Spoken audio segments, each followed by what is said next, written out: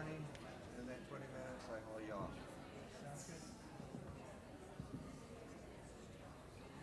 Okay, and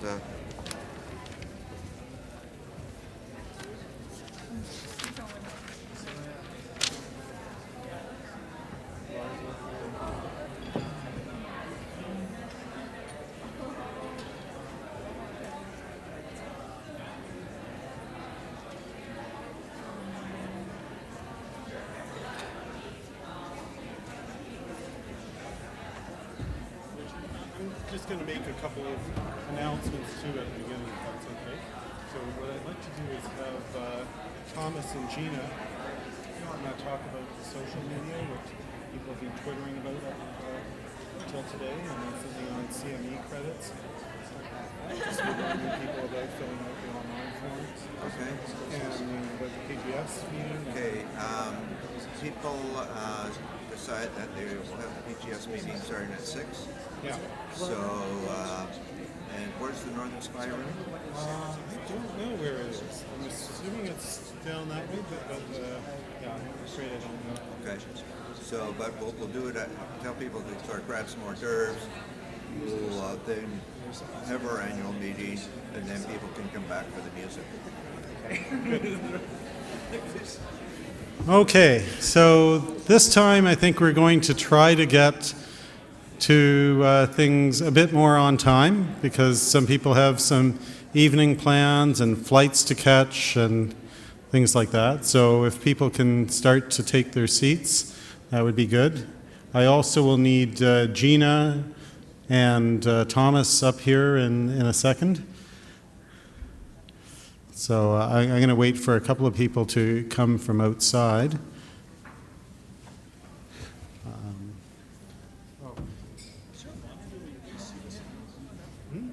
No, you can't. That's when. Yeah. So, yeah, I'll do that in a second. Once Gina's also here, then I don't know where she is. It's not. Yeah.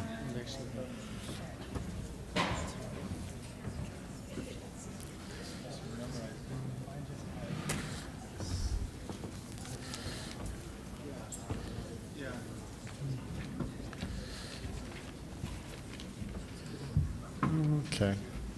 So, I guess I wanted to remind people of a few things. One is in terms of continuing education credits that people can still get at the desk after they've finished their final day here.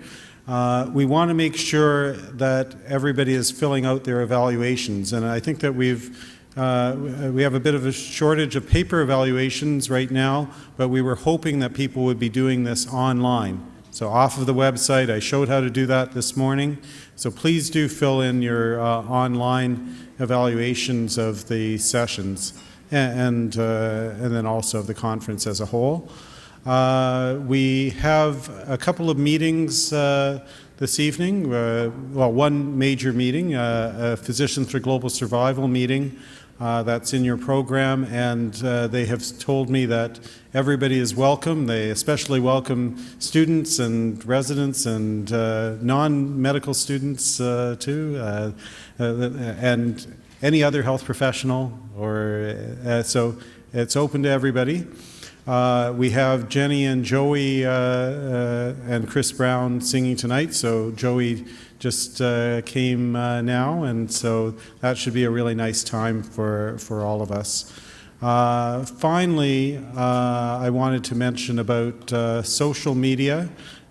So we've got Thomas and Gina who've been following and will tell us if they posted any pictures with the brown guy on Instagram or...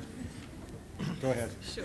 Lots of those and lots of retweets of those pictures. They're popular. No. Very popular. So, yep, we've been tweeting lots, and I think a number of the conference participants have been too. I know that the next set of panelists are all very active on Twitter. So I think at least most of them. But if you do want to use Twitter, the hashtag we had projected earlier is PEGASUSConf, C-O-N-F. And feel free to ask any questions. I'm sure that we can facilitate answering them or addressing the panelists with questions posed over Twitter. And I think that Twitter is also a great way to keep in touch with the conversation going on. I know there's a lot of concurrent sessions, so if you don't want to miss anything, follow us on Twitter at PEGASUSConf, just like the hashtag. And it's a good way to kind of see what's going on in the different workshops and symposia you weren't able to attend, and follow up with people afterwards, because you can only be in one place at one time, unfortunately. Good. Okay, thanks everyone. Look forward to this panel. Thanks, everyone. Hand it over to Richard. Shalom, peace, scano, bonjour, ciao, mujo, sego, buenos tardes, and welcome. So there you have it in writing. Here we have the quintessential moment. The crowd gathers on a frozen pond for a talk on advocacy. So you've heard that dirty word already this morning, and this whole session is going to be about three great advocates who will be speaking to you this afternoon. What I'll do is I'll introduce them all. They'll speak for about 20 minutes, and then we'll have questions at the end. One of the things, two of the speakers here are doctors, medical doctors, and doctors wear many hats, which have been listed by the Royal College of Physicians and Surgeons as the CAN-MEDs. And one of those roles is advocacy. We've also talked about social determinants of health, and one of our speakers, Ryan Meili, gave a TED Talk on improving lives in society, and talked about the social determinants of health. And we've certainly talked about the most important one, which is poverty. Back in my day, before social determinants of health, we talked about Maslow's hierarchy of needs. And so again, peace is probably down in one sense, at the bottom. You have to have stability before you go off and do your missionary work or whatever, medical work, etc. Overseas. People need to have food in their stomach, need to have a roof over their head, or need to be secure before you can move up to the other hierarchy. Again, back in medical school, we learned about cells, and what we have now found with epigenetics is that poverty can now affect your telomeres on your chromosomes and shorten them. Cellular biology is important, but you can work your way on up onto the patient.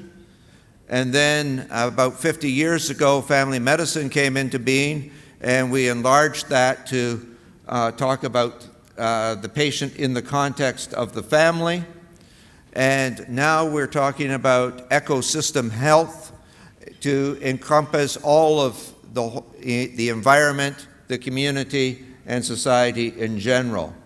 So thus we need to look at advocacy, to look at it in terms of social determinants of health, to look at it in terms of creating stability, of peace, and also going up to looking at the whole environment.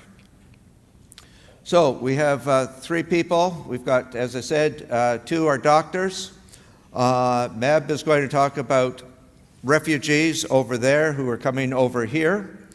Ryan is our politician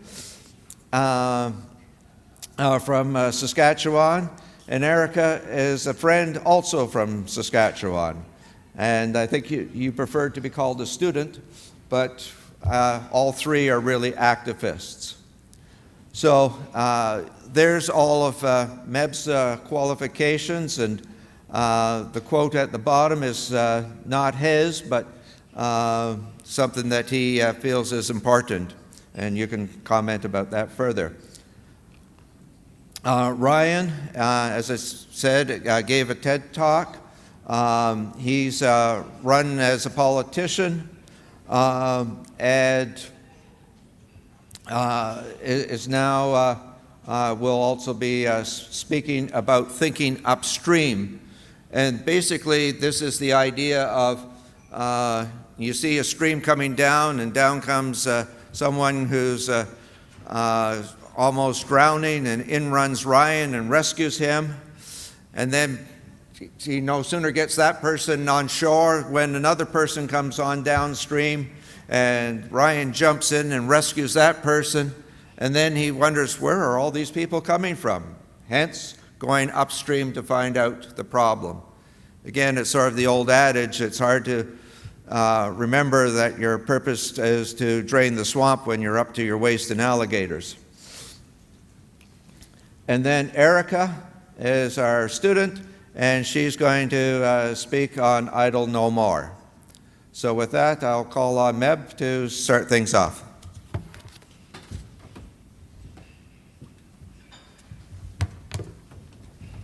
Thank you. And thank you very much for the invitation. I'm just going to start by, looking for my presentation. Oh, there we are. Okay. So I'm going to start by reminding you of an event that happened in the not so distant past here in Canada. It was the late 1970s when there were incursions by China into North Vietnam, and in response, the Vietnamese government took the opportunity to expel all ethnic Chinese. In the confusion that ensued, a lot of people took the opportunity to try to leave Vietnam. There was also strife going on in Cambodia and Laos. There were 2 million people moving in Southeast Asia. And although the vast majority of them moved overland, the issue really came to the attention of the West when we started seeing pictures like this. Boatloads of mostly Vietnamese migrants in shark-infested waters in the South China Sea. The Canadian government at that time, I think in a very generous fashion, put out a call to ordinary Canadians. And they said, you know what, for every refugee that Canadians sponsor, the government will match it. Well, within 2 years, 40,000, mostly Vietnamese refugees, were sponsored by ordinary Canadians to come to Canada. The government saw those numbers and, of course, tried to back off. They said they would sponsor 10, were shamed into sponsoring 20,000. So 60,000, mostly Vietnamese refugees, ended up coming to Canada in the early 1980s. And I use this as an example to start with really for two reasons. First, I still believe this is the best studied refugee migration in Canadian history. And this is really through the work of Dr. Morley Beiser, who was working in British Columbia at that time. And he actually has some very interesting data. He followed people out 10 years. And what did he find? He found that after 10 years, the rates of employment in this mostly Vietnamese group were actually higher than in people who were Canadian born. And he found the rates of mental health issues were actually lower.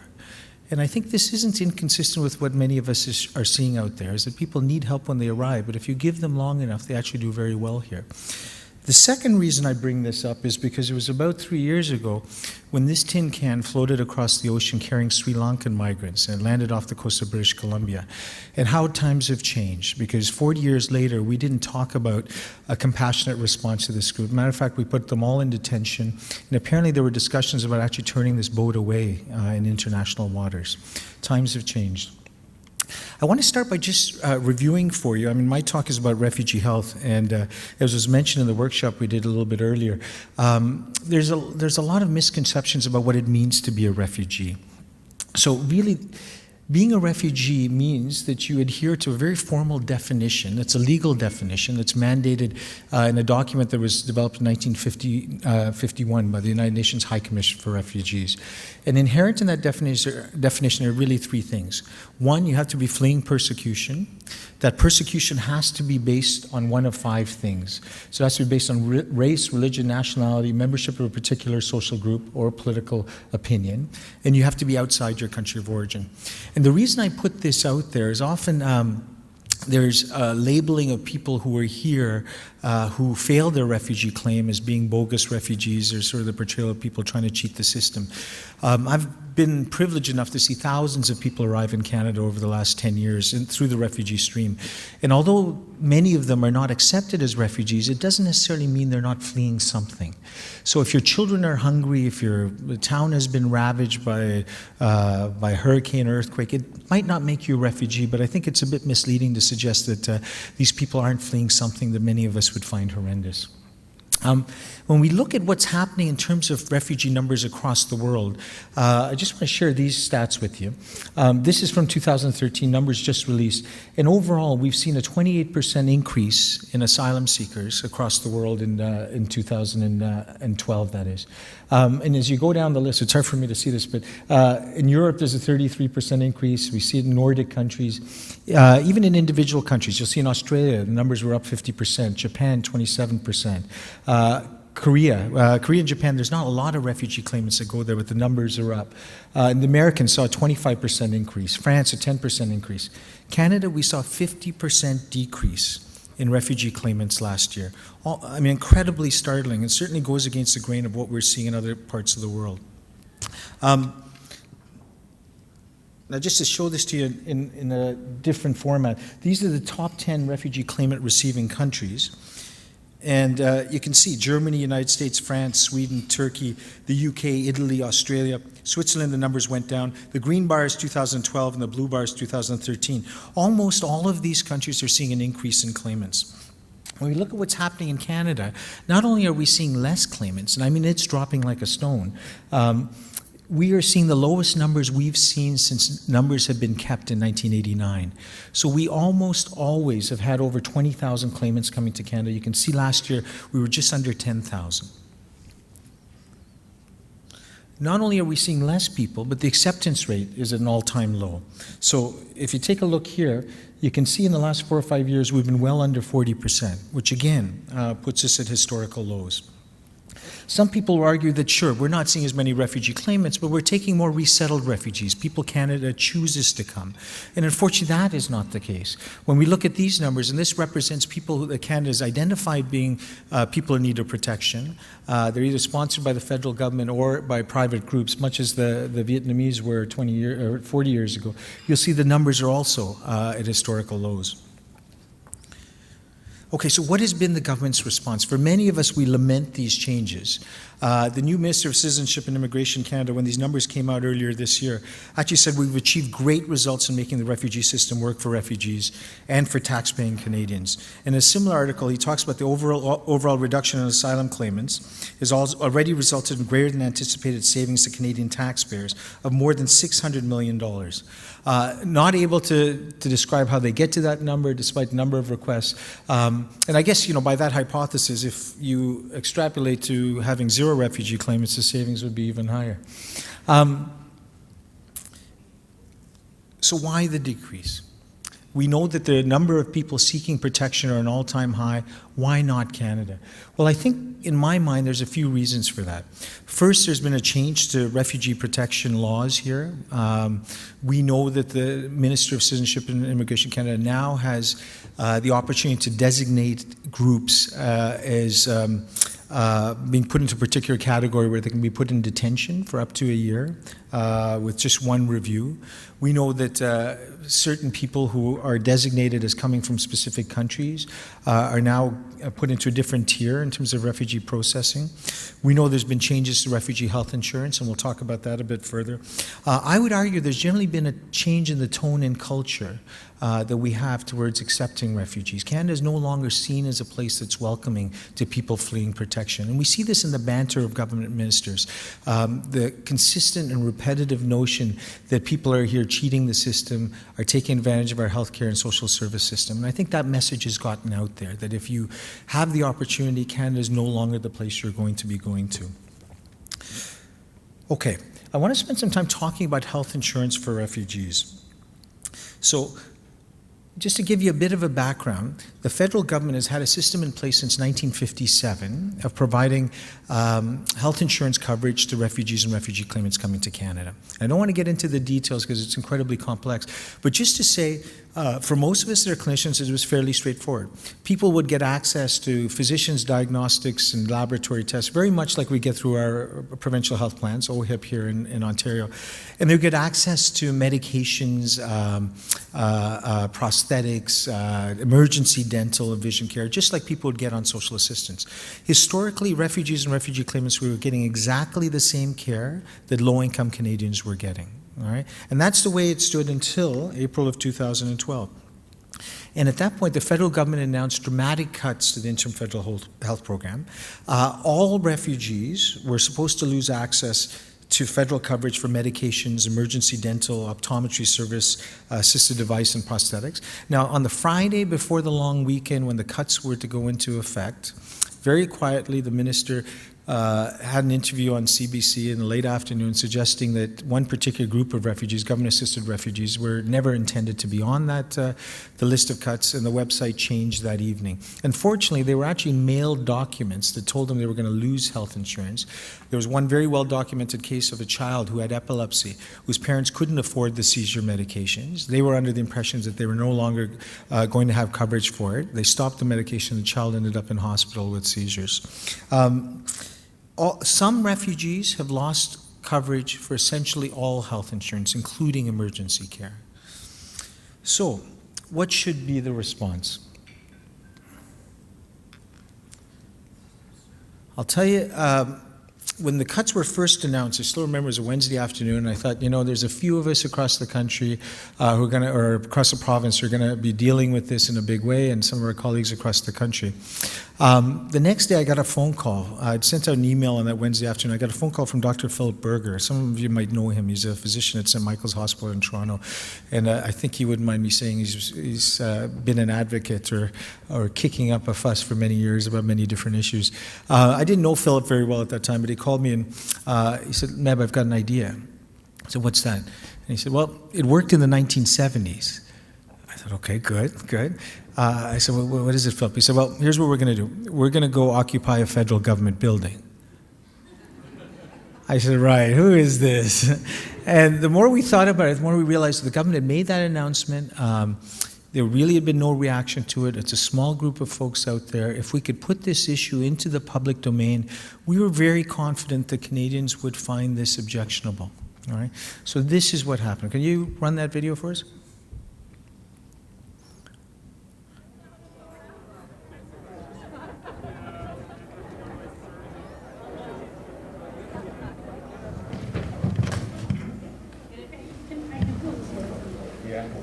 Yeah, okay.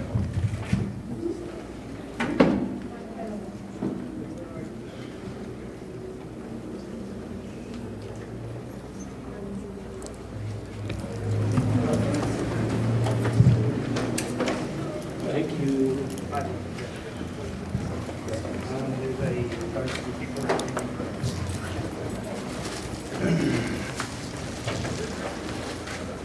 I prefer to also be to the people that take Stand up.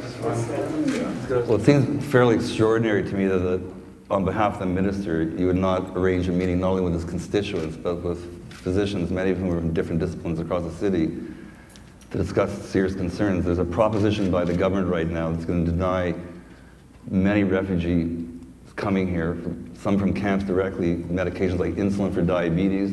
And if you look at this policy, it's really quite fantastic. Maybe I'll show it to you because you're not familiar with it. I mean, just listen to this. There's scenarios the federal government puts out. This is from Citizen Immigration Canada, so I'm not making up the document.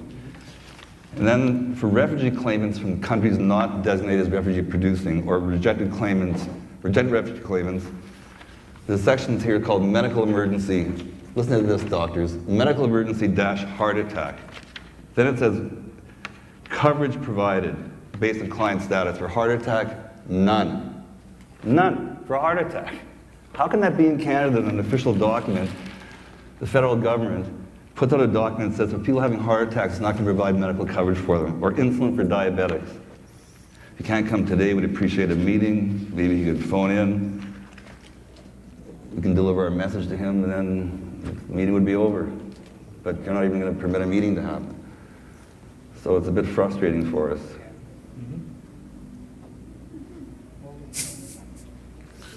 Okay, doctors, you're gonna have to go outside. The member of parliament's not here. So I've spoken to one of the organizers outside. It's okay to protest on the sidewalk, but inside the office, once the person wants you outside, you have to go outside, okay? I just mentioned, as a constituent, I'm disappointed that my MP has a policy that you won't, to instruct you not to contact him when I'm here to speak with him. I think that it's very, as a constituent, to discover that I can't ask you, that he won't take a phone call for you to let him know what's happening is very disappointing. I appreciate that. We do have a letter that we're going to leave with you on behalf of the organizing committee, on behalf of all of us, that you can deliver to Mr. Oliver with a contact phone number to arrange a follow-up meeting. Here it is. Will you commit to delivering it to Mr. Oliver? I will deliver it to him. No, I think you're okay. We have friends now and colleagues in That's Ottawa fine. who are marching on Parliament Hill as we speak. Just got a text. So I think, there's people older than me who suggest that they've never seen this type of response from the healthcare community around any issue, including Medicare. It's really been quite startling. There's been editorials in medical journals. We've got a national surveillance system in place. There's been 20 national healthcare organizations that have actually come out against these cuts. And when you look at these bodies, these are groups like the Canadian Medical Association, the Royal College of Physicians and Surgeons, the College of Family Physicians, the Canadian Nursing Association, national groups that represent dentists, optometrists, social workers. I think it's fair to say if you are a healthcare worker in this country, it's very likely that your national healthcare organizations have come out with public statements against these cuts. And when you look at the language that they're using, this was from a letter that was sent by 8 national organizations, including the CMA and the Royal Colleges and the Canadian Nurses Association. It says quite clearly, your press release of April 25th, when the cuts were first announced, suggests the cancellation of supplemental health benefits will save money. Very clearly, they state this is not the case. Second, by failing to provide upfront health services, there's a risk of undiagnosed and untreated health problems resulting in an increase in both medical complications and future healthcare costs. These changes in coverage will have deleterious effects to the public health and safety of all Canadians. We as healthcare providers are asking you to revise or rescind this policy announcement. This is very strong language from organizations like the CMA, who have not generally been considered to be, by any means, radical. At one point, Minister Kenney actually called us militant leftists. And that was his response to a court challenge we had against him. And it was very interesting. The College of Family Physicians tweeted a couple of days later, we at the college have never considered ourselves to be militant leftists, right? The outrage hasn't been confined to healthcare workers. So this is an article in The Guardian, which actually followed up that little event at Joe Oliver's office. We've seen editorials in major newspapers. This is one from the Globe and Mail, why cutting healthcare for asylum seekers makes no sense. Sorry. This is the Hamilton Spectator. Refugee health cuts are bad for all of us. Winnipeg Free Press. They aren't all bogus refugees as portrayed by Kenny. An editorial in the Toronto Star. There's Philip with our high-tech megaphone. Refugee healthcare cuts threaten everybody's access. Chopping healthcare coverage for refugees is a false saving, again from the Toronto Star. It's not just the centrist or left or center newspapers. This is an editorial in the National Post. Kenny dropped the ball. Immigration minister needs to clarify its healthcare coverage. This is an article or an editorial in the Toronto Sun. Kenny's main bill hurts refugees and Canada's reputation. Faith-based groups, so the Catholic Health Alliance, which represents 120 large healthcare institutions in this country, including St. Michael's Hospital and St. Joseph's Health Centre here in Toronto, came out with a statement. The Toronto Board of Rabbis has come out with a very strong statement. So, artists. So there was a letter signed by 50 artists, including people like Margaret Atwood, Michael Ondaatje, Vincent Lam, a physician who works at Toronto East General Hospital, have come out with a statement. There's been editorials. Neil Area led on an editorial in the Canadian Medical Association Journal, and the editors themselves at the CMAJ produced an editorial earlier this year. Why such a dramatic response? Well, I think part of it is that the policy is so inherently flawed. We have organizations like the Ontario Medical Association that have come out strongly against this. And regardless of where you stand on the political spectrum, it's easy to see why denying people health care is costly. It's, not only is it inhumane, but it's just poor policy. I think for many of us, we'd like to think that in Canada, targeting the most vulnerable is something that we find quite objectionable. And when we're talking about refugee families and refugee kids who've arrived here, sometimes being exposed to horrible trauma, having them arrive here not having health insurance, I think, for many of us as Canadians, we find that absolutely abhorrent. There's been tremendous leadership around this issue. I mean, I talk about Phil Berger at St. Michael's Hospital, but our national colleges have really stepped up and provided a strong voice, and I think given a bit of cover for those of us that are doing advocacy on the ground. And finally, I think those of us that work in healthcare find it quite objectionable that healthcare would be used as a leverage for an immigration policy. We can argue about the merits of Canada's refugee policy, and I might have some strong feelings about it, but the notion of denying people healthcare to deter them from coming to Canada is something I think as healthcare workers we should all be quite concerned about. Finally, I'll make a quick plug. We're having our third National Day of Action. We've nailed down 16 cities across the country where there will be public protests. Again, what we're trying to do is just keep this issue alive in the media and in a public forum. The event here in Toronto will happen on Victoria Street on June 16th. Come, send people, bring your neighbors, friends, families, whatever it is. It is really important we have numbers. There's another event happening in Hamilton. I think Kitchener is signed on as well. So if you can free up that time, we'd greatly appreciate it. Finally, I want to leave you with a quote, and this is from Meili, who's a Nobel Prize-winning author, where he said, "Today as yesterday, a nation is judged by its attitudes towards refugees." I think all of us should be quite concerned that Canada's attitude towards refugees is changing dramatically. Thank you so much.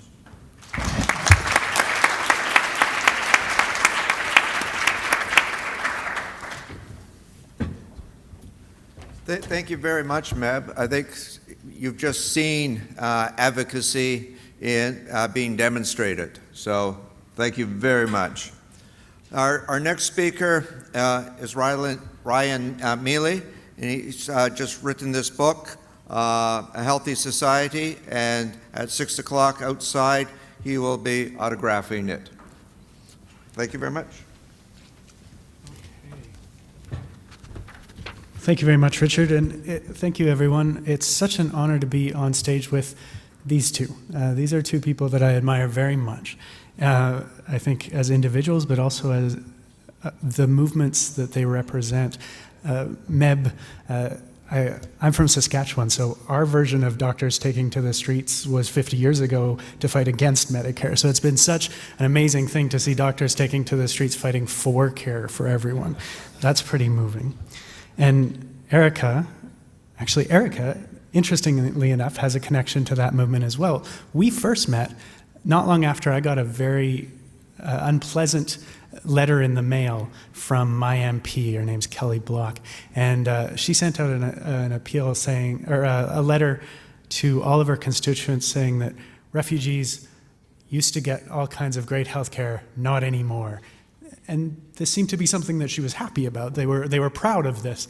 And so we ended up, actually my wife, who's a pediatrician and also an advocate, she organizes the Days of Action in Saskatoon, wound up on the front page of the paper, and Erica got in touch with us and organized a big protest rally outside Kelly Block's office with lots of medical students and doctors and people from the community objecting to that division that was being sown from her office.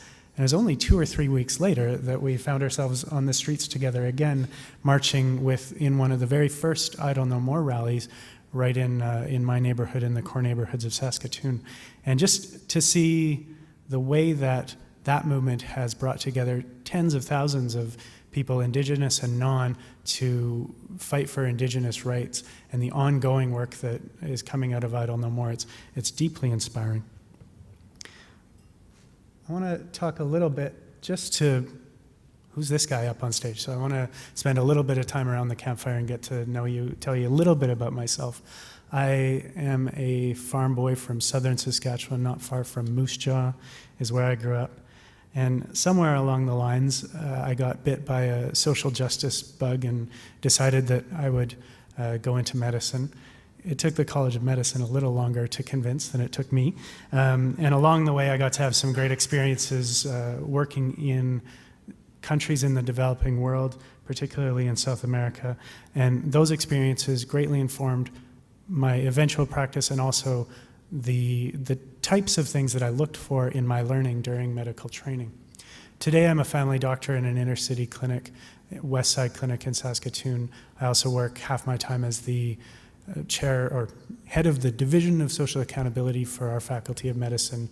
And among other things, one of the projects that I'm involved in is something called Making the Links. And Making the Links, I sometimes joke that it's medical school the way I wished it had been. We take 10 students a year and we expose them to what we think are the basic skills they need to start a career working in global health. They do training in classroom, Global Health 1, that's big picture, determinants of health, large concepts of global health, and then Global Health 2 that really focuses in on clinical practice in remote settings. And we don't just stick to that traditional idea of global health as somewhere else. We start really close to home. Right across the river from the medical school is the first place at Switch, a student-run clinic run by students from medicine, nursing, pharmacy, nutrition, clinical psychology, physiotherapy, all of the health sciences, and really all the university. Students can participate offering after-hours services, both direct clinical services under supervision, as well as programming and other community education services. And there the students get a very quick exposure to the reality of life in what is a very divided city. They then spend, so during the 2 years that they're Making Links, they're at Switch at least twice a month. They spend 6 weeks after the summer of their first year of medical school in a northern Saskatchewan community, either the Métis communities of Isle Cross or Pine House, or on reserve at Buffalo River, Dene Nation, or Dillon. And during that time, they get involved in community-led, health-related development activities. They don't hang out in the hospital the whole time. In fact, they're only allowed near the doctors once a week. They have to spend their time in the community. And then their final experience is in an international setting. This year we have students going to Uganda, Vietnam, and we've been going to Mozambique now for 10 years. And the students, while they're there, it's about half of their time is in a clinical setting in the hospital, half of the time in community development work. And through these experiences, they get exposed in a meaningful way to a concept they learn about in the classroom, the determinants of health, but they get exposed to it in a totally different way than they would in a classroom. They interact with this concept in very personal ways through relationships. They experience the difficulty of, for example, you might see a story where a Métis elder from Isle Cross has to hitchhike to his cardiology appointment after an MI because there's no funding to help him with transit. Or in Dillon, we've got family members from the same family who, because they live just outside of reserve land, can't go to the clinic on reserve and have to drive 100 kilometers to see a doctor. See, those kinds of social determinants that get in the way of access.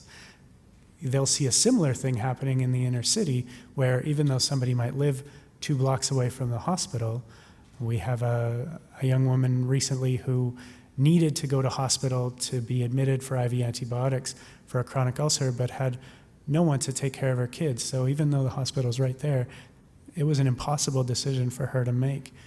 Or they see the situation in Mozambique where we're in a rural community and there's a man who, we know he has HIV, but he hasn't been tested. His wife died of HIV. There's meds, free medications 30 kilometers away that might as well be on the moon for him because he doesn't have the money to go in regularly and get access to those medications, and there's no way to get them to him. So rather than learning about these concepts in a classroom, they learn about them in real life, and they're motivated to work to change those circumstances. And often what happens to them is what happened to me, and I think has happened to many of us who have become self-styled advocates, or as Richard accused me, politicians. We realize over time that, that concept, social determinants of health, it's very informative about what determines the outcomes for our patients, but it's also really frustrating because our jobs health services, that's number 10. It's way down the list in terms of what really makes an impact. So you realize after a while that Virsha was exactly right. Politics is medicine on a larger scale, and if we want better health outcomes, we have to be involved at that policy and political level. Where we should be heading is to a situation where politics actually reflects that, where health in all policies happens, where you have health considerations integrated into the decisions of ministries of employment, of citizenship and immigration, of Aboriginal affairs, of every ministry. Their outcomes should be measured based on not internally decided outcomes, but health outcomes. What are their decisions doing to improve the health and well-being of the people of Canada? This slide demonstrates what's happening in the current situation, because our current frame is that our decisions are judged based on really economic progress. So if you judge based on economic progress, hey, we're winning. The GDP is growing fantastically. If you judge based on health and well-being, that bottom line, the Canadian Index of Well-being, which is a set of measurements of health, social, education, other outcomes, has risen very little in the last 3 decades, despite great advances in economic growth in the country. So while politics maybe is medicine on a larger scale, currently it's malpractice. So we need a new frame. We need a new vision of what politics is about. And what I've been saying, and really my takeaway point for this talk and of the book and what I keep hammering away, is we need to shift our frame towards health as the primary outcome of how we decide at a public level our policy decisions. And I think it's really important to do that for a couple of reasons. One, because it appeals to people across the board, across the political spectrum. Health is something that matters to each and every one of us. So it's a frame that works. It's something that people care about.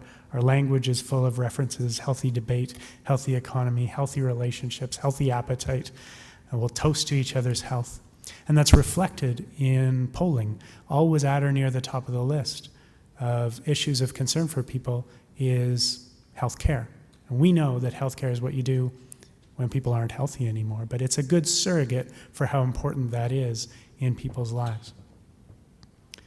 I think it's a useful frame because of the way that it'll reach people, but also, this is another, maybe if you don't like framing, some people have been talking about the idea of good ideas as social vaccines. If a bad idea is infectious, maybe a good idea is a social vaccine, something that when it's repeated enough, circulated enough, actually prevents bad ideas from getting hold. The other reason I like health as a frame is because it also gives us a map. We have this list. We know what makes the biggest difference in determining health outcomes, and each of these things maps directly onto activities of government. They're the social determinants of health, those that are impacted by public policy.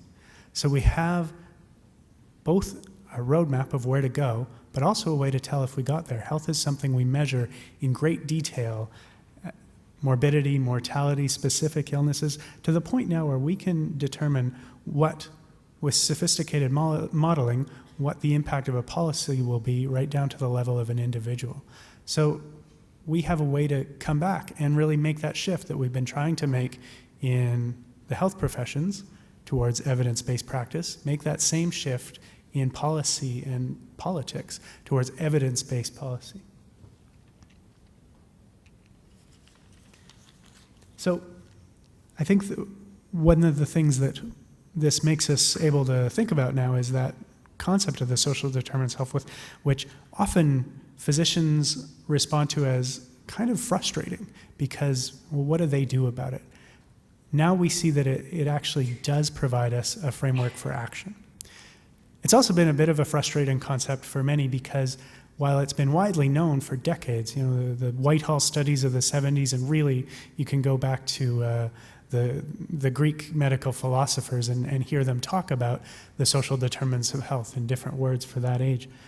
And yet it's still this concept that Dennis Raphael, who's one of the major authors in this field, talks about it as being trapped in the phantom zone. And I know I'm dating myself by using an image from Superman 2 in 1982, but I grew up watching those on television.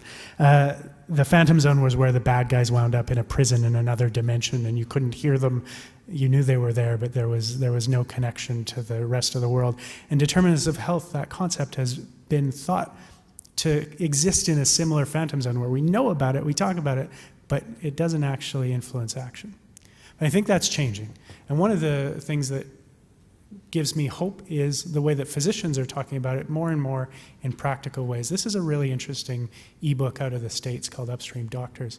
And it talks about a group of physicians who started integrating into their practice more questions about housing status, nutrition, income, and working to intervene directly in their patients' lives, trying to advocate for them. On a local level, can we access a service for you? Can we go beyond what we usually see as physician work? And even at a community level saying, can we make sure that more services are available, that there's more, for example, affordable housing in our community? A very local example of this is the work of Gary Block and others, health providers against poverty here in Toronto, who developed the clinical screening tool for poverty, recognizing that if they're able to identify poverty, it changes how you think about the risk factors for your patients and how you screen them. But it also changes what you can do, because there are ways you can help them to access more income. So that's encouraging to me, but it's still, it's midstream. And actually, this is my cue for the video, if you will. You're standing on the edge of a river. All of a sudden, a flailing, drowning child comes floating by. Without thinking, you dive in, grab the child, and swim to shore. Before you can recover, another child comes floating by. So you dive in and rescue her as well. Then another child drifts into sight, and another, and another. Eventually, hopefully, some wise person will ask, who keeps chucking these kids in the river? And they'll head upstream to find out. Every time we have to clean up an environmental disaster, every time a young person winds up in jail, every time people have to take medications to make up for the fact that they couldn't afford good food, we're suffering from the results of downstream thinking. Thinking upstream means making smarter decisions about what kind of country we want.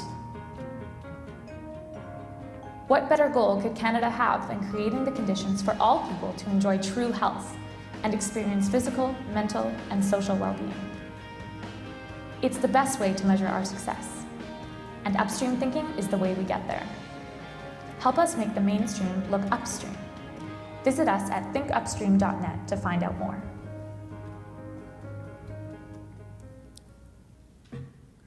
So that's a video that I'll talk a little bit about what Upstream is in a moment, that we produced to try and tell that story that Richard recounted.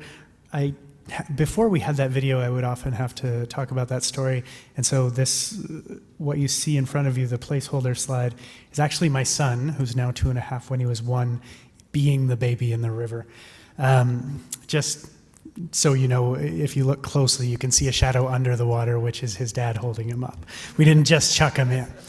I'm sure his therapist will find it a fascinating story. Okay.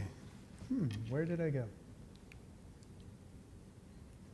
Okay, great. So Upstream is a new national nonprofit organization that's really dedicated to identifying that new frame of health outcomes as the guide for political decisions and using the roadmap of the determinants of health to guide how that could be done, and using this language of upstream and that sort of founding myth of the babies in the river to try and connect that idea to people so that we can really change the landscape, stop doing malpractice and start doing medicine as politics as good medicine.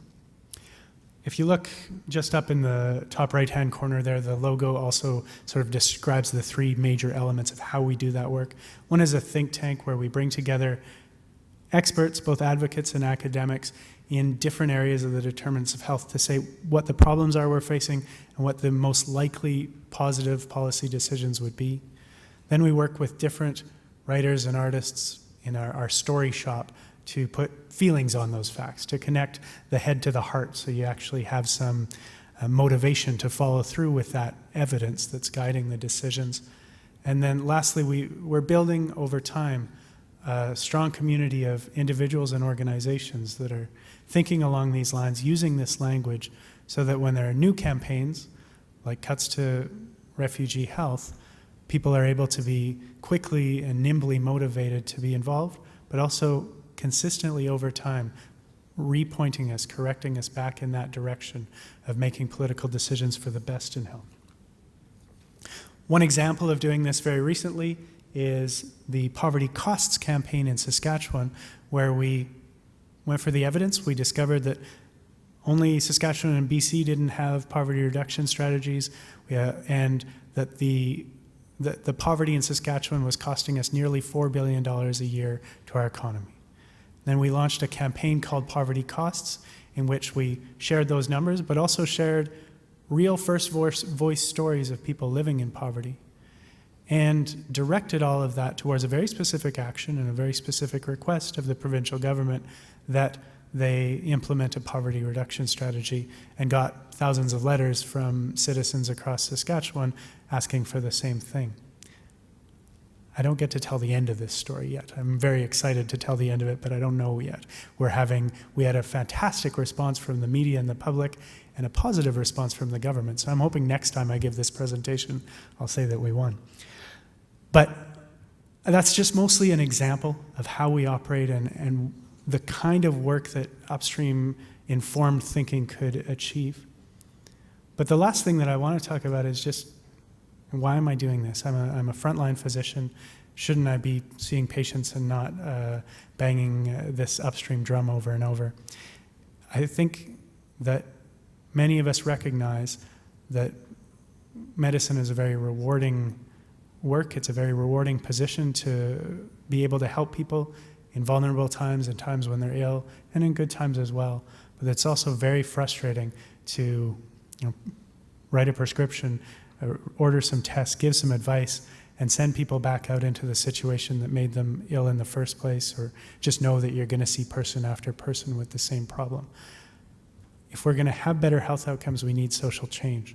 But that social change is impossible within a bad frame. So long as the terms of the argument at a national and local level don't allow for better ideas, then we won't get the social change we need to have better health outcomes. Oh, wrong button. All right. And so for my final slide, this is how you find out more about Upstream, making the links, or just track me down. Thank you very much for your time, and I know you'll enjoy hearing from Erica.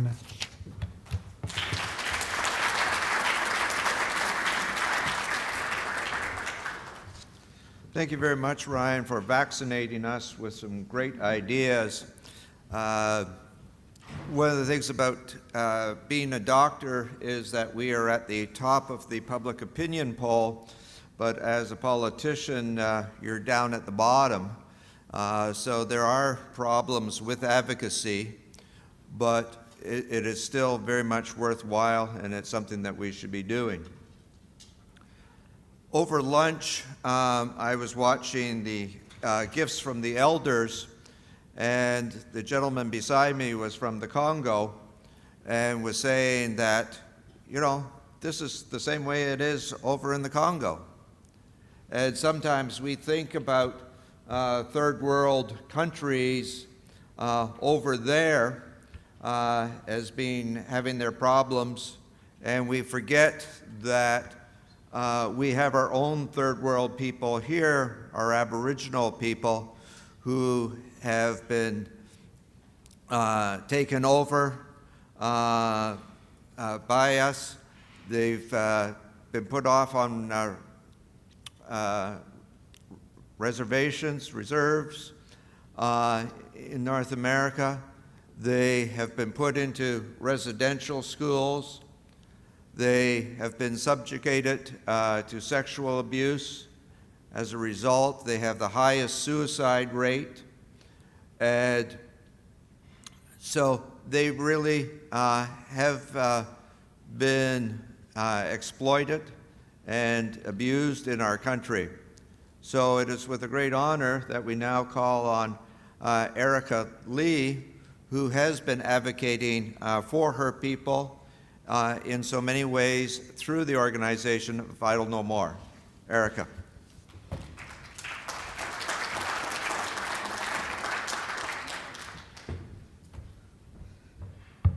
There's a big gap at the back of this stage, and it's dangerous. I don't know if this is a healthcare conference. Should be careful and make sure we don't fall back there, although there are lots of doctors, like Ryan was saying. My name is Erica Lee, and I'm a 23-year-old student at the University of Saskatchewan, and I'm here because of my work with Idle No More. As a student at the University of Saskatchewan, I should mention I'm a philosophy and political studies student, not a medical student, but hopefully some of my work is related. As a student at the University of Saskatchewan, I've done years of mentorship and retention work with Aboriginal students on campus. Within these capacities, I've watched as mining companies come into our campus and corporations gain increasing influence over our campus. Within my work with Idle No More and before that, as the daughter of a socially active single mother in inner city Saskatoon, I've been exposed to a lot of pain and suffering, but also to a lot of hope and joy. I feel strange identifying as an activist, as if the act of speaking up for human rights and environmental justice is unique enough that it requires taking on a whole new job title. I feel especially strange that identifying as an activist, especially since I'm 23 years old and there's people who have been doing this work for decades, for longer than I've been alive, who don't think of themselves as activists. How do I forward? Okay. So on November 10th, 2012, I spoke at the very first Idle No More gathering, or at least the first gathering with that name in Saskatoon. Around 100 people attended. It was a small group of the usual activists who show up at every event. I'm sure you are familiar with this. People will ask me what it was like to be at that event, if I knew it was about to become a major international movement. Unfortunately, the only thing I remember is this. I remember there was a solid 3 feet of snow on the ground, and even though I only lived 2 blocks away, I almost didn't make the trek through the alleyways to speak at the teach-in. Idle No More started in the winter, and Saskatchewan winters are notoriously fierce, but that didn't stop us. There were hundreds of actions across the world that winter. This is a picture of me when I was 10 years old. That picture is significant for me because it was taken at a time late in the summer, the first time I realized I wasn't white. It wasn't a discovery of my identity as a human being, but rather a realization that I was viewed as something less than, something deficient, something undesirable, and something unworthy of care. But let's go back for a minute. In November 1990, a few months after I was born, a 17-year-old Cree boy named Neil Stonechild was found frozen to death at the side of a highway outside of Saskatoon, where the police had apparently dropped him off in the middle of the night to walk off his intoxication in negative 30-degree weather. The practice is known as a starlight tour, and after multiple cases of Aboriginal men being subject to the same treatment, the police chief admitted that he knew starlight tours were a common practice and had been for decades. Although I was only a kid when inquests were taking place through the 90s and early 2000s, I remember one image vividly. This is a piece from Diana Thornycroft's series of People's History, which depicts the frozen body of Neil Stonechild lying in the snow surrounded by police. I remember clearly seeing the real-life, uncensored version of this videotape and photograph being shown repeatedly on the news, in the newspapers, everywhere, almost daily at times. Only recently did I realize the absolute inhumanity of this image flashing across the screen at dinner time, and how that image reflected the societal disregard for Indigenous people, and how that disregard for Indigenous people affected my self-worth as a young girl. Essentialist, one-sided stereotypes of Indigenous people, which are so common, these stereotypes that reduce us to caricatures, which strip our individual identities and ignore the real histories of our communities. These images that say we aren't humans, that we don't exist except as sports mascots. And I included in there the summary resolution from the American Psychological Association against the use of Aboriginal mascots. Around the age when that photo was taken that I showed you before, I remember I started to hate the way I looked. I was obviously just going through puberty, and that's a common thing for girls to hate themselves, to start to detest their bodies, but it's not something that should be so casually brushed aside, I think, anymore. It's not something that's healthy for young girls to start wishing that they looked like something different, wishing that they looked more like the images of Indigenous women that were presented in the media, because I'm never going to look like that unless I probably couldn't dye my hair even to that shade. So we see Disney's Pocahontas talking to trees and dancing in the wind, running through forests barefoot in tiny buckskin skirts. A sexualized object who was in reality about 11 years old when she met John Smith, still ripe and ready to be conquered. Just a few weeks ago in Saskatchewan, the Regina cheerleading team decided to have a Cowboys and Indians themed party. They took a cute picture with the girls pretending to be cowboys, pointing finger guns at the girls pretending to be Indians. We see the stories of missing and murdered Indigenous women, who the media tells us were leading high-risk lifestyles, and so really, is it any surprise they went missing? We see these women who are depicted as less than human, women who deserved respect and life and justice, but rarely find it. We see Attawapiskat. We see the dire living conditions of Indigenous people. How many of you have been on a First Nations reserve? Good amount. This is a photo of a boy who has developed a rash on his face and his body from the lack of clean water and sanitation at Attawapiskat. And right next door to Attawapiskat is the De Beers diamond mine, which in 2012 was responsible for a massive raw sewage spill onto Attawapiskat land that was not cleaned up. Canada is inflicting massive damage on a worldwide scale via our expansive mining industries. And lest you think that Canada is an exception, the populations most directly and permanently devastated worldwide by mining projects are Indigenous people. While this story was being covered, I remember hearing the comments, "Wow, why don't they clean themselves? They don't even bathe their children. Those dirty Indians." This dialogue gets into your head. When we hear these comments and see these images, it's easy to feel subordinate. So when I think back at that girl who was the person I was 12 years ago when that picture was taken, all of the anger and hopelessness inside of her and all of the self-abuse and confusion that would follow in the years to come, I wonder, what if there were different images for me to see growing up? What if we saw the times in Neil Stonechild's life when he was smiling instead of the times he was laying on the ground? What if we heard critical dialogue on the history of colonization and racism in Canada that leads to social and health problems that are all too common among Indigenous people? Idle No More exists to provide these images. Since that first rally, discussions of Idle No More have dominated the headlines in Canada and across the world. To those who have always been involved in the pursuit of Indigenous resistance, environmental activism, and the pursuit of social justice, the necessity is clear. Idle No More represents a turning point in our history in the sense that Indigenous issues are now being discussed openly and frequently in Canada. After generations of powerlessness, those most vulnerable in our society are refusing to remain silent regarding the denial of their most basic human rights. And quite simply, for the Indigenous women who lead it, Idle No More is not just activism, it's a fight for survival. These people that don't identify as activists, because the idea of being anything but active is absurd, because you know that beyond a doubt, the moment you stop fighting, pushing, resisting, you are no longer moving forward and you'll be crushed. But more than just fighting for survival, it's also a push to show that we want more than what the Italian philosopher Giorgio Agamben calls bare life. The basic necessities for survival. We deserve to thrive. As an Indigenous woman, waking up in the morning, going to school, leaving my house is a political act to me. Believing that I have a right to take up space. Actions with hundreds of people are beautiful, but Idle No More is about more than just the big rallies. It's about everyday resistance as well. So how many of you have been to the Chicago airport? Oh, a couple of you. So finding a sense of belonging is really hard sometimes when you're an Indigenous person, a woman of color, a woman, an immigrant or a refugee, queer, disabled, poor. If you struggle with mental health, HIV or AIDS, it's hard to find your place because so often you'll get the sense you're not welcome in certain places.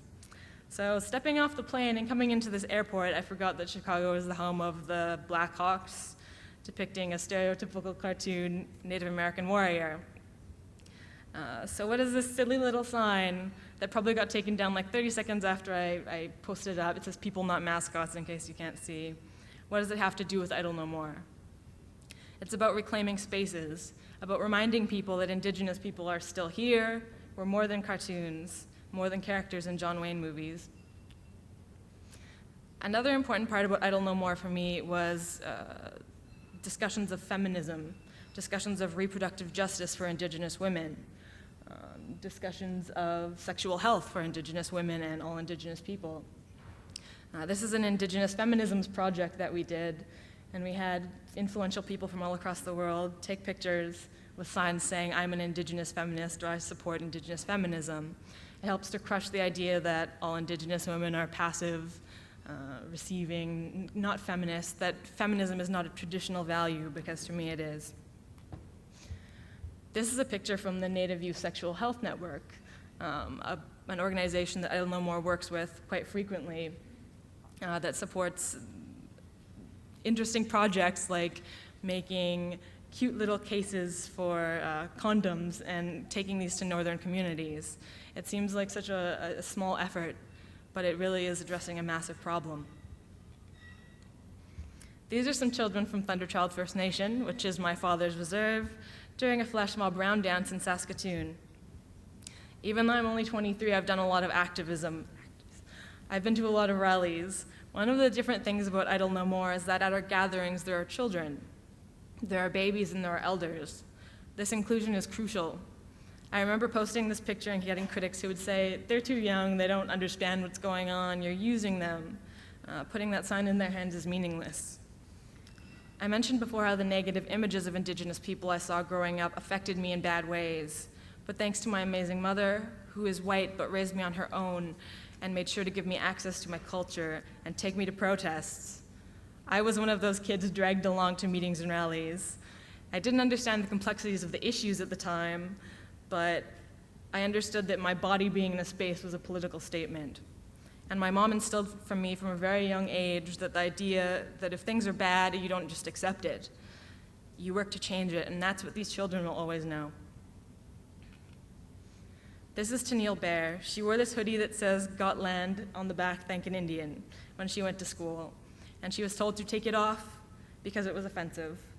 This is in Saskatchewan. And when she didn't take it off, she was sent home. This small action kicked off a worldwide reaction, people coming out in support of Tennille.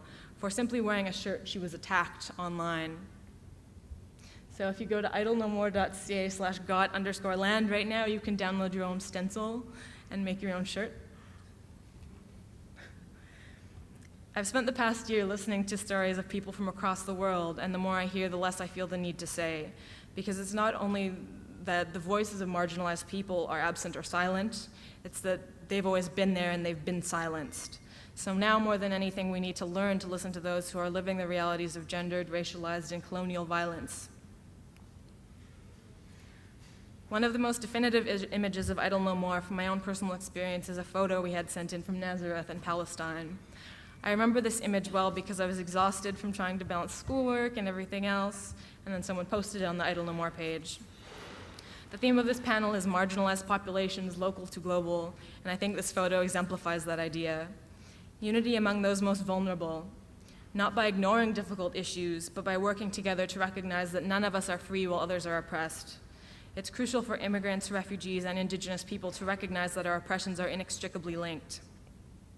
Canada has become one of the wealthiest countries in the world by exploiting the land and resources accessed through the displacement and oppression of Indigenous peoples. If we're concerned about the land, water, air, animals, health, we can't excuse ignorance of Indigenous issues because these things cannot be separated. Justice cannot exist where we fail to acknowledge and correct the fundamental differences in worldview that have led to the situation we have today, where it seems like we cannot conceive of society without incredible inequity. In the span of the past year, I've been exposed to more wisdom, courage, love, and hope than I could have possibly expected in a lifetime.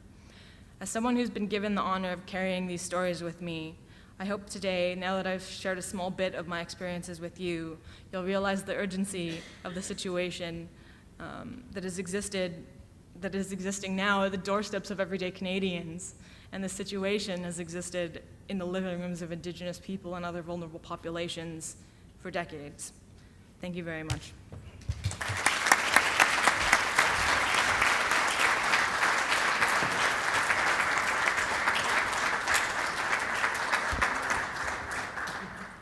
Miigwech.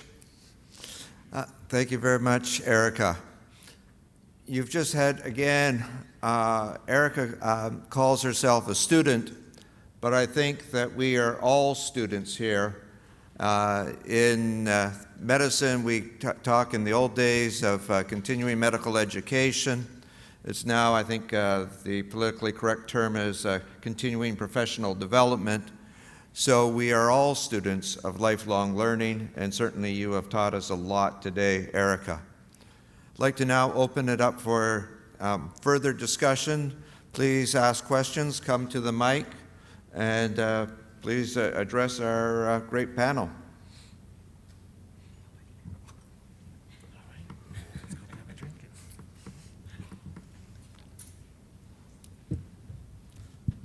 Juan Carlos. Hi, the question is for Rashid. With regards to the June 16 events for this year, what are the changes this year as compared to since 2012? In terms of the IFH policy? So, I mean, our first event actually took place before the policy was enacted. And so there was, I think the government's made two concessions. One more overt in that they removed government-assisted refugees off the table. The second was that, this is a bit confusing. We actually issued this in a press release and it was completely ignored because it's very subtle. But initially we were told that their insurance coverage would only apply to urgent and essential care. And we understood that to be very well circumscribed. And I think they've backed off from that. What perhaps is the most significant change since the policy was announced is the Ontario government has announced a plan that has taken effect in January of this year, which will restore a certain amount, actually a fairly significant amount of the health coverage for refugees and refugee claimants in Ontario. So, you know, we certainly commend them on enacting this policy. It's a very complicated policy, and I don't know if on the ground it's going to work as well as they intended. And we hear there's a provincial election coming in Ontario now, apparently today, so be careful who you vote for. Thomas Pickett. Hi there, Thomas here. I'm just finishing up med school at McMaster. Thank you for the panel. That was wonderful to hear you all speak and to hear everything that you had to say. I just wanted to build off one thing Richard said, which was we are all students, and I think one of the themes throughout this conference is going to be advocacy, but I was wondering if each of you could talk about sort of from your experience as advocates, and you each wear very different hats, some of the skills in an advocate's toolkit maybe, and just some of the things that you think really are essential to sort of raising awareness to issues, and just from your own experiences. Thank you.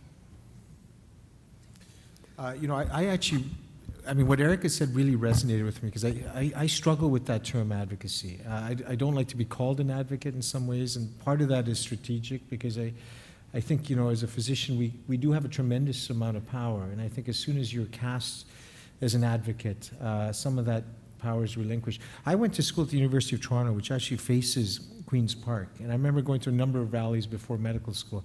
But whilst I was there, and I was there every day in those days, and you'd look out, and every single day there's a protest at Queen's Park. You know, farmers for rain, farmers against rain, farmers. You know, it almost gets washed out. You know, for me, I think building alliances becomes really important when you're talking about social change. I think you have to be unrelenting in being exact about your facts. You know, and I think you also, for us as healthcare workers, you also actually have to be a very good physician, because I think if you're sloppy about your work, it's very easy to critique.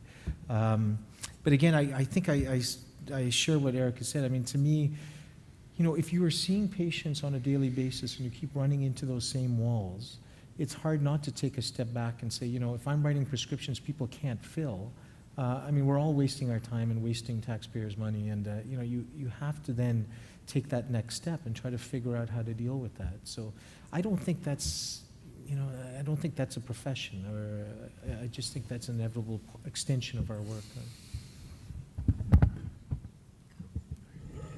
I'm a little more comfortable with you than you with the term advocacy, partly because I see it there in those CanMeds competencies as that's a real addition to our profession, that's become more and more recognized as an essential part of who we are. And I don't know, you need some word to describe it. Maybe it's not the perfect word, but I think it's helpful for us to kind of digest that's not something just the odd Meb Rashid does. It's something every one of us is expected to do.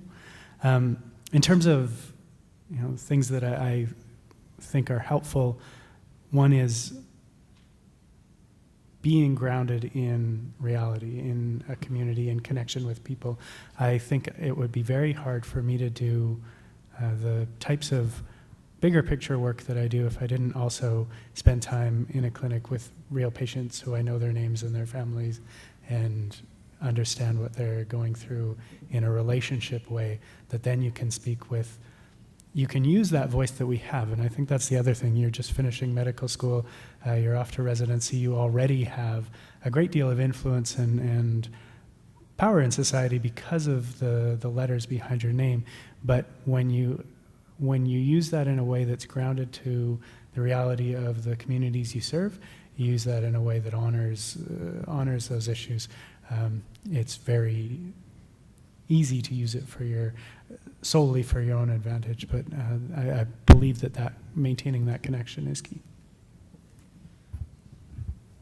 I agree with what Ryan and Meb said. I think that staying in touch with, I guess, the reasons that inspired you to be active in the first place is really important. Because for me, being a student now, an upper year student at the university, it's really easy, I guess. When I had a professor tell me, once you step in the doors at university, you're middle class.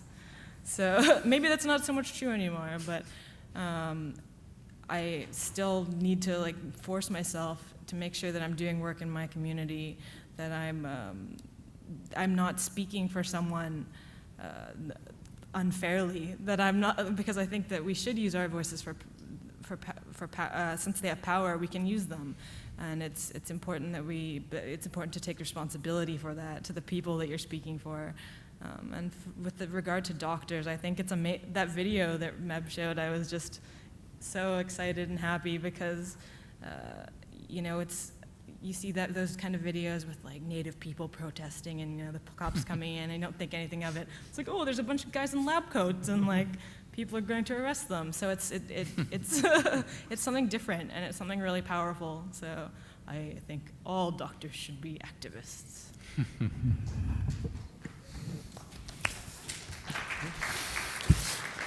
Again, Meg Witch, thank you very much, Erica and Ryan and Meb. I think myself that it's important to be an activist. Sometimes people will say, well, you shouldn't be speaking about nuclear power because you're not a nuclear physicist. But we are doctors and we do know about health. And so I think speaking out on that is where we come from. And as we said this morning, we don't do it by ourselves, we do it as a team. And so you can call on the Gordon Edwards if you need a nuclear physicist, etc. So I strongly support the activism. Warren Bell. I would 100% underline what Erica said. I think given responsibility and social standing demands that we exercise that responsibility and not sit on the sidelines and assume that we have a time to be complacent ever. But I wanted to specifically ask you, Erica, if you'd enlarge a bit on one very important power that exists within the First Nations community, and that is the nation-to-nation relationship that underlies much of what Idle No More has done and what it can do, and how you think that that is a unique lever to move some rather otherwise immovable objects in the political realm. Sure. I want you to expand a little bit to sort of explain what specifically you'd like me to touch on. Well, current projects in the Idle No More core group that involve making use of that unique and special power. Okay. Yeah, it's the idea of nation to nation, I guess, is something that's really playing a role in my life, and I'm trying to figure out what my spot in it is because just like the majority of the young First Nations population in Canada now. I grew up urban. I grew up in the middle of a city. So it's something that's so different from the experiences, I think, that even a few decades ago Aboriginal people had. So for me, I don't know, I've struggled frequently with whether or not I should call myself a Canadian, because my mom's a Canadian. I grew up in Canada, but I'm a First Nations person. So there's all these little identity politics, I guess, if you want to call it, that start popping themselves into your head when you're working on issues like this, where it feels like you're being directly pitted against like the government of Canada, and by default, like all of Canada. And that's something I think that I've realized, the government, to me, the government doesn't represent me, and if I consider myself a Canadian, and as many of my friends around me do consider themselves Canadians, I know that that government doesn't represent Canada. So, so yeah, I guess that there's all of these politics and divisions we have to overcome, and for the current projects of Idle No More that we're working on, it's just, it's all about making connections and working with groups there's so many groups that are actively fighting the Harper government and fighting the policies that are coming out right now, and we're not doing this alone, right? We don't have to rebuild something. There's a lot of stuff that's already there, so we just need to work together and find it. Yeah. Thank you very much. Yeah, hi. I'm Jonathan Down, developmental pediatrician, and my question is for you, Ryan. It relates to a comment that you made about integrating health into all policy decisions. I think you were quoting somebody on that, but it relates also a little bit to the 7 generations phenomena.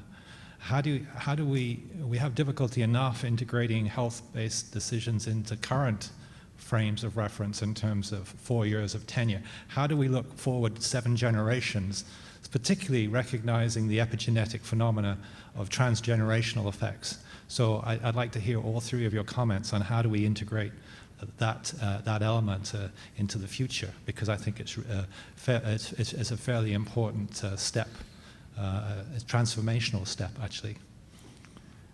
Thanks.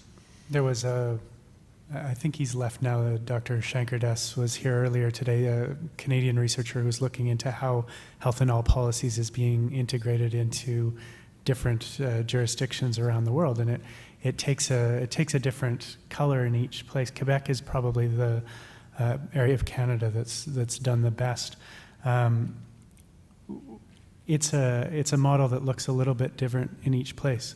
The best model would include the kind of considerations that you're putting forward, that we're looking not just for the health of the people who are in the room now, but the health of the people who are yet to show up for many years. One of the reasons I keep emphasizing the health frame, and it was interesting to hear Elizabeth May this morning talk about a very similar, come from a very similar place in her introductory comments, is that I think it opens up a lot of other conversations. That health outcomes, something that people value at a very personal level, can be an opening to discussions that can be very difficult to talk about. So climate change might turn somebody off right away, or nuclear power, debate over nuclear power might be of no interest to someone. But maybe you start with something closer to home with health outcomes that opens a door to a conversation that results in longer term thinking. Upstream, the whole concept is long-term thinking. It's making sure that we create the conditions for good health rather than dealing with the symptoms that arise because we failed to do so. So I think using upstream thinking and a health in all policies framework would be a good lead-in to exactly that approach. Okay. You want to go first? Okay. I totally lost my train of thought. I mean, the only thing I would add to what Ryan's saying is that, I went to medical school 20 years ago, and sometimes when, I lose track of how dynamic sometimes our thinking is. So when I look at the slides Ryan put up there, there's a growing insurmountable amount of evidence now that speaks to social determinants of health. I think certainly as physicians, what we need to do is to emphasize that. So, even the OMA, the Ontario Medical Association, making statements around, air pollution. To me, I don't think that would have happened 20 years ago. And, I realize there's still many steps moving forward, but, I think part of it is grounding our advocacy and research, making sure we get the facts straight, and then making sure we vote for the right people.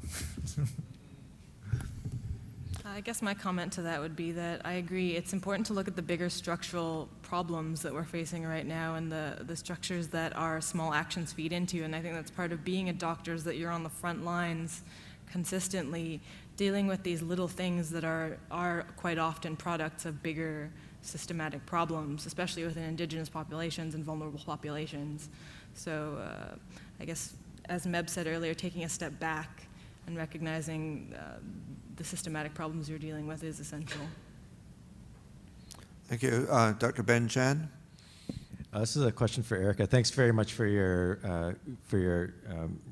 presentation. I work as part of a physician in the Sioux Lookout system in a small reserve, New Slate Falls.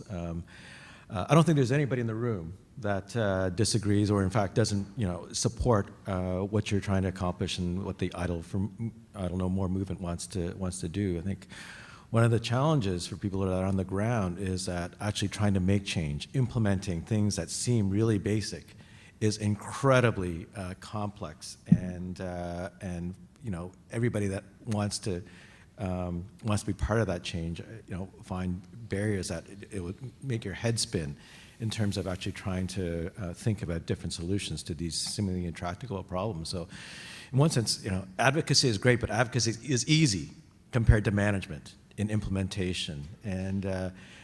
And from your perspective, as part of the Idle No More movement, what's beyond advocacy? Even if people were to give you, the powers and the self-government that you would want, what's the plan for actually implementing and driving change home? That's a big question. I think that it's, like I said about, you're dealing with these massive problems. You take a step back and look at the massive problems you have to deal with.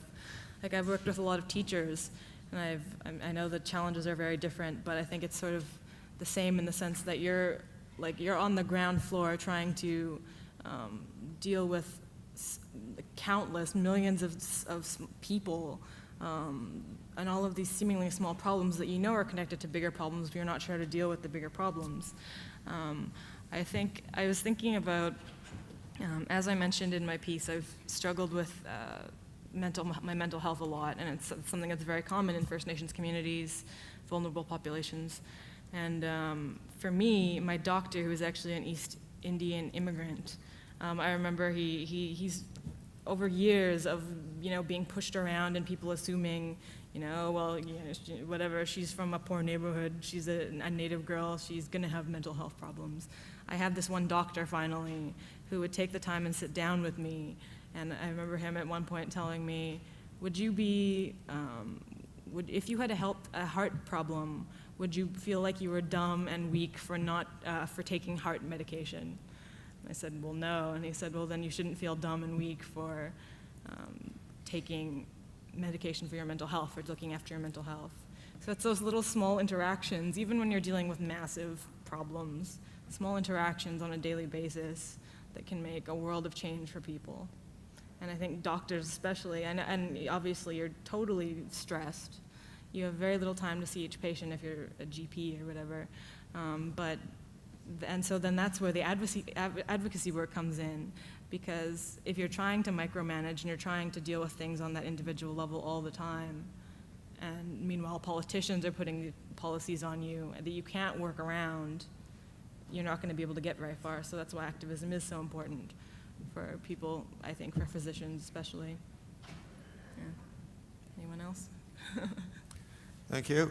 I'd like to call on our host, Leo Area. Well, I realize that it's 6:01, so I probably shouldn't be asking a question, but if people don't mind. So I was thinking initially of Erica, but I think that we can, all of you could answer this. And this is going beyond the issues, back to the whys and hows of your success. And I think that, of course, Meb presented a little bit about how physicians were able to speak, and perhaps we've got an idea why that was somewhat of a success. It didn't entirely change the government, but maybe Meb could also address this, but Idle No More. That could never have been predicted, I think, at the beginning, or it wouldn't have been with me.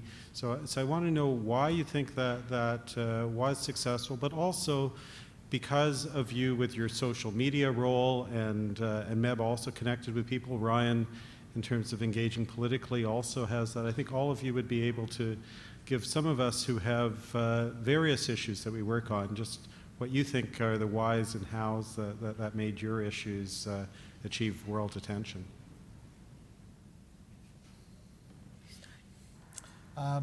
I'll tell you if we're successful after the next federal election, actually, because our successes in some ways, I mean, we've certainly kept this issue alive, but there hasn't really been much that the federal government has given us to make me feel that it is a success. I think there have been a couple of successes. One is mobilizing physicians, and two, I would like to think that we've had some impact on this next generation of physicians. I mean, my colleague Philip Berger had a meeting yesterday with some early year medical students to help us plan the next day of action in Toronto, and there were 37 students. They've set up committees and subcommittees, and there's websites and the music and videos, and I think, you know, to see that type of mobilization amongst young physicians is to me quite inspiring. Why this issue has caught on in a way that other issues perhaps haven't amongst the medical community, I mean, it's hard for me to know. I still lean back to some of those issues that we targeted in my presentation. I think there's been tremendous leadership. I mean, I can't say enough for Philip Berger in Toronto and for the national organizations. I mean, that made a big difference because I think it took it out of the realm of advocates to mainstream, you know, traditionally very conservative organizations, and that provided us some cover in many ways. And I still think, you know, it's, for me, this is a no-brainer. Like, we've tried to, we've asked for public debate with the Minister of Citizenship because I think, you know, this policy is indefensible. And, you know, regardless of where you are on the political spectrum, it's very hard to sit down and argue the merits of this policy. So in some ways, I feel like, you know, it's been a fairly easy position for us. We're really calling out something that, you know, with the slightest amount of scrutiny is shown to be, I mean, just bizarrely bad policy. So. With regards to Idle No More, I think that people, you know, so many times people will ask, like, why was it so successful? What did you do? What are the exact steps I can follow to, like, create a movement? And that's not how it works, I guess. I think that with Idle No More, it was that the time was right. Like, there has always been resistance from physicians. There's always been resistance from Indigenous people, from marginalized communities. But I guess there comes a time when there's a groundswell and people start, I guess, recognizing that if we don't do something to turn things around, it's going to get really bad really fast, and it is, specifically regarding climate change and the direct health effects that it has on people. So I don't know, like, it's something that so many activists always struggle for, is that moment when your movement will explode, but it's something that isn't in the hands of one person or any kind of strategy. It's about, I guess, I think that Meb said something earlier about speaking rationally to the issues, and I think that, to me, that's been a big indicator, is that the more you talk about these things and force people to have dialogue about them, they can't ignore them anymore. So, yeah. So I ran twice for leader of the New Democratic Party of Saskatchewan. The first time I got 46% of the vote. The second time I got 49.7% of the vote. Lost by 44 out of 10,000 votes. So I'm going to tell you how to fail. I'm pretty good at that. Although, joking aside, the secret of my almost success, I really do think, has been this. I shouldn't have even been on the ballot or of any interest to anyone. I was running against people who were elected, people with long track records in politics, and I was this out of nowhere young doctor. But coming out of medicine and talking about the frustrations of being a family doctor and how the desire for better health outcomes, was a theme that really resonated with people. And I do think that finding that theme that fits your message, but also fits what people are willing to listen to and interested in, really matters. And that's why we're doing this work on trying to propagate that health outcomes and determinants of health frame. I think as Ray Charles said something about there's nobody in the world can tell you what's going to be a hit. Many of you will know my friend Danielle Martin, who's suddenly a rock star because she got in a fight with the U.S. Senator over healthcare. And she was amazing in that one moment. And I was talking to her, and she's, it's so weird to have been doing this for 12 years, banging that. I've said those same things to a lot of people, but I said it to that guy, and suddenly I'm a rock star. And I think the reason, though, is that she said it for 12 years, so that when the moment arose, and maybe, I know her mentors who said it for 50 years, so the grandmothers who said it for generations are perfectly happy that it's Erica Lee who's a rock star. And because they just knew that if they kept repeating it, eventually it would be a hit. So I think that may not be the recipe for instant success, but it's the recipe for long-term success.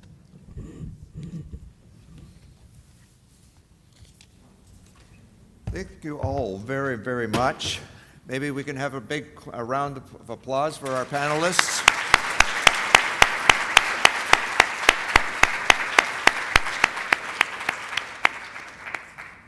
Now is the time for all of you to become outstanding people. You are now invited to go out and stand up and have hors d'oeuvres. I remind you that there's a book signing for Ryan Meili's book, A Healthy Society. Also, the Physicians for Global Survival's annual meeting is going to be at 6 o'clock in the Northern Spy Room, which is just across the way. So grab your hors d'oeuvres and then come across. You're all invited. And have a wonderful evening. And then at 7, of course, is the musical entertainment part of our evening. So have a wonderful evening. Enjoy being outstanding. Miigwech.